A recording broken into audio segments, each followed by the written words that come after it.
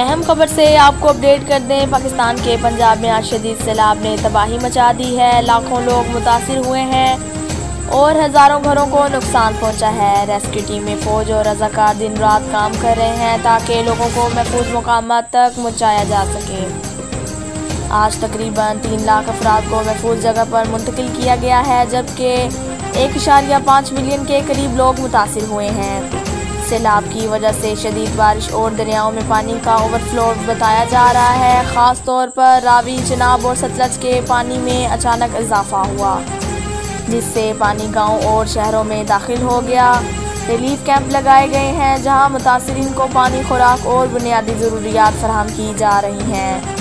طبی عملہ بھی متاثرہ علاقوں میں موجود ہیں تاکہ زخمی یا بیمار لوگوں کی مدد کی جا سکے۔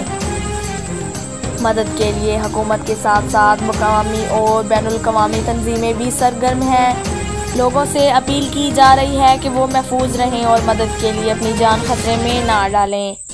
سیلاب ایک بڑا انسانی بحران ہے اور ہماری دعائیں سب متاثرین کے ساتھ ہیں۔